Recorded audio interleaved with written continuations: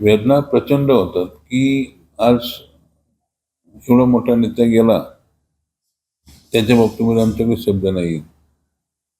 आणि गेल्यानंतर त्यांचं राहिलेलं स्वप्न जे आहे ते पूर्ण व्हावं, त्या दृष्टिकोनातून आता सर्व नेत्यांनी एकत्र यावं.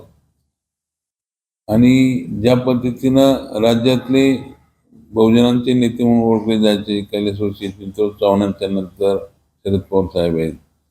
पण ही जी 4 लोक गेली, विलासराव देशमुख असतील, आर पाटील असतील, गोपीनाथ मुंडे साहेब असतील, प्रमोद महाजन असतील, याच्यानंतर सर्वात उंचीचा नेता म्हणून या राज्यामध्ये हल्लीच्या याच्यात आपण पाहिलं तर अजितदादा होते. आणि तो मातीतला कार्यकर्ता कसा असावा, त्या मातीतनं तयार झालेला कार्यकर्ता कसा असावा, तो अजितदादा आम्ही पाहिलेला आहे. म्हणजे शेतीविषयी, उद्योगविषयी असेल, कोणत्याही बाबतीमध्ये सर्व अंगाने त्या ठिकाणी उंचीचा असणारा नेता तो अजितदादा आहे. आणि ती गेल्यानंतर ह्या राज्याचं प्रचंड असं फार मोठं नुकसान झालेलं आहे.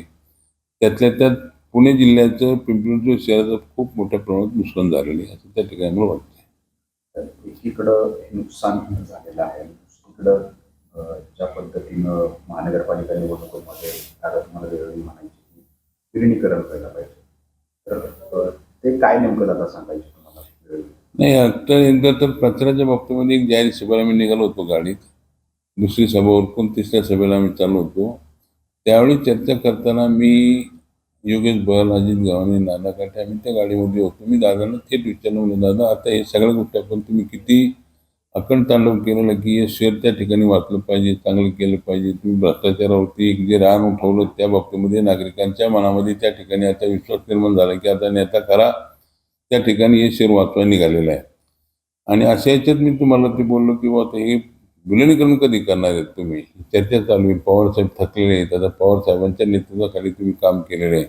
अरे म्हणजे मला काय कळत नाही का, माझा चुलता आहे, माझा काका आहे, मलाही वाटतं त्यांचा खूप अनुभव मोठा आहे, तर ते चालू आहे माझं, असं ती मला सांगायची. पण आणि ज्या बैठका व्हायच्या त्या ठिकाणी, त्या बैठकांमध्ये काय नाही, त्यामध्ये महापालिकेच्या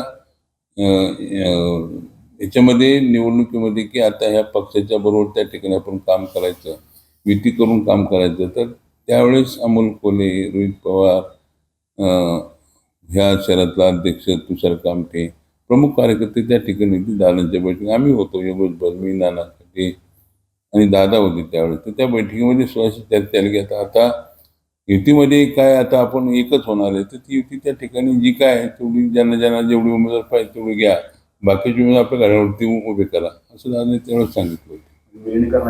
त्यांच्या डोक्यात त्या ठिकाणी होतं की व असेल ती चर्चा त्यावेळेची, पण ते आम्हाला माहीत नव्हतं. ती अगोदरची त्यांची चर्चा झाली नाही, तरी आम्ही असं करायचं की तुम्ही आता एकत्र आलं पाहिजे.